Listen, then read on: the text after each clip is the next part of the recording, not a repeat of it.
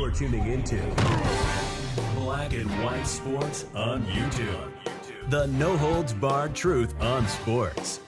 The main event starts now. I am back. Rodrance for Black and White Sports 2. If you're new to the channel, hit subscribe, like, comment, share this out. Appreciate you guys watching. Okay, so got a couple of Browns things, and one of them's big because it involves the entire NFL, and the NFL having obvious regret, I guess, as to how little of a suspension that they gave Deshaun Watson. This is kind of weird that this drops in light of the comments he made just the other day where it seemed like he did not take responsibility for the incidents involving the 25 civil lawsuits. New York Times reported upwards of 100 women, around like 67 that they could absolutely get names on, of people that Deshaun Watson may have had a massage incident with. And then we've also got a total and complete meltdown at Browns training camp that actually leaves Tyrone Wheatley Jr. injured. Yeah, there was a fight, and he got injured in the situation. So let's start with the fight. In case you don't know, NFL is back Thursday night, Browns and Jets. That's right, it is a Hall of Fame game. So let's get to this. Browns run sprints to end training camp after two skirmishes leave Tyrone Wheatley Jr. injured. The Browns finished up the final day of training camp over the weekend with a set of sprints after two separate fights broke out during a 90-minute session in which at least one player was limping off the field. Defensive end Ogbo Okwonkwo and offensive lineman James Hudson III appeared to exchange blows during 11-on-11 series on Sunday that soon involved most players on the field. Turned into WWE King of the Ring. Royal Rumble. Yeah, that's it. The skirmish was quickly broken up without any major mishaps, but a second fight involving offensive tackle Tyrone Wheatley Jr. left him limping off the field. Oh, I think there's Deshaun. Let's see this.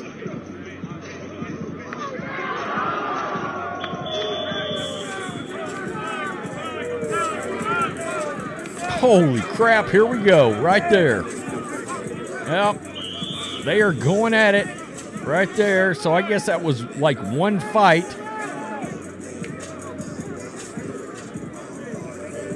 Oh, they're still trying to break it up. Okay, they finally got it broke up. So there was one fight. That was the great Mary Kay Cabot that put that up.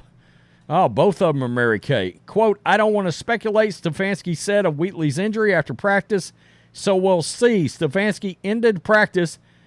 They had to run laps. I don't blame him. Shit.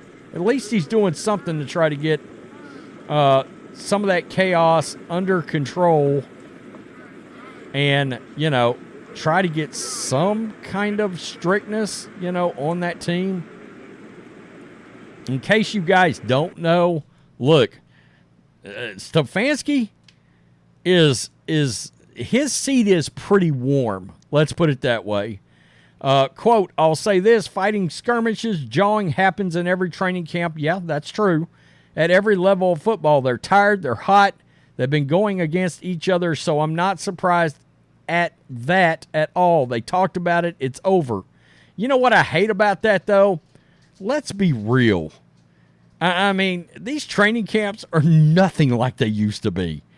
I mean, these training camps were hell on earth, like back in the 50s and the 60s and the 70s and the 80s and the 90s. I mean, these training camps were brutal, absolutely brutal.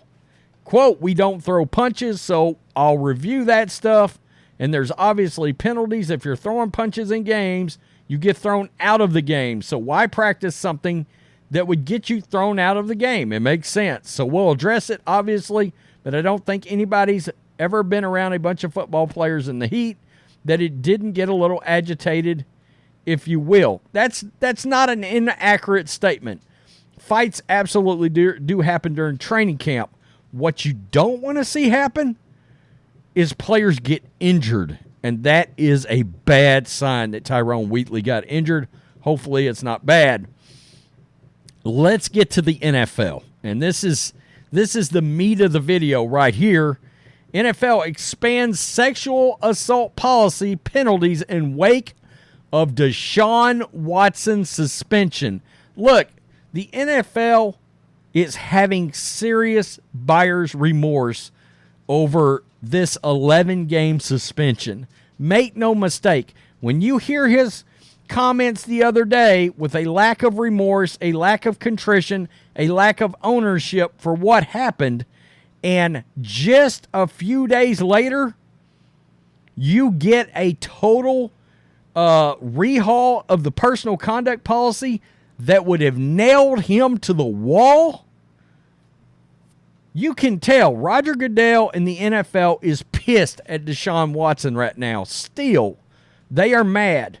And look, he didn't have any choice. He had to turn it over to an arbitrator who bargained it down to 11 games.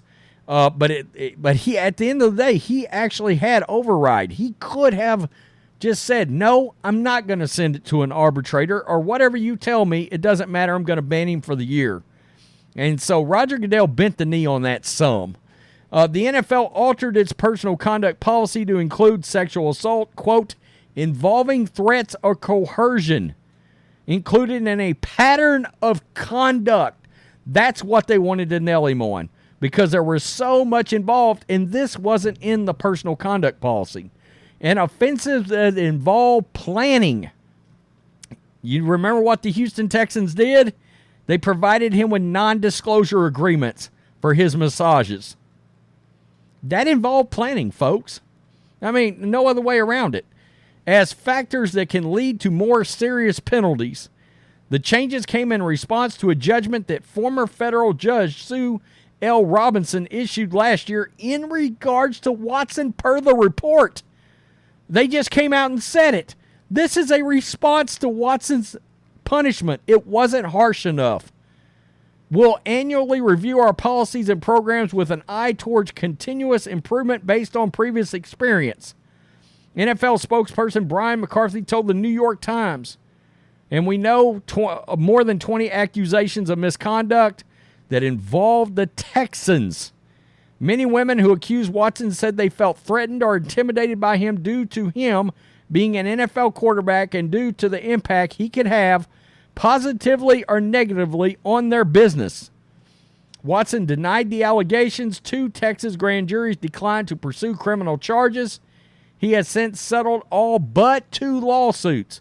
There's one, and she's not going to cave. And I'm going to be very interesting to see what comes out of it. But guys, there is a part of this that is very interesting. Very interesting.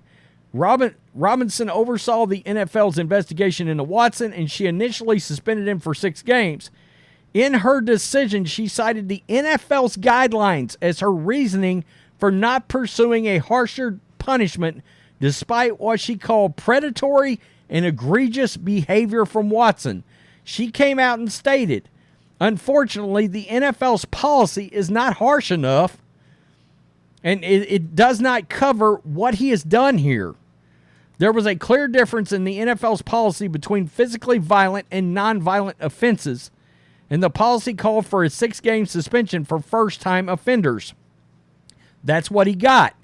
And then Goodell banned him for the season, and then it went to an arbitrator. That's how they got to 11 games and $5 million.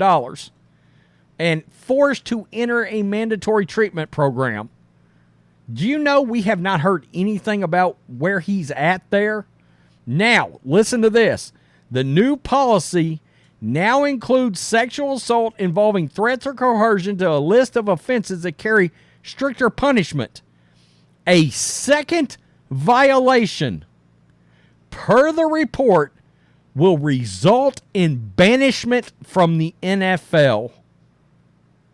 The revised policy also gives power to a third-party investigator to impose stricter penalties on players for other types of prohibited conduct. This now lines up with the NBA and Major League Baseball.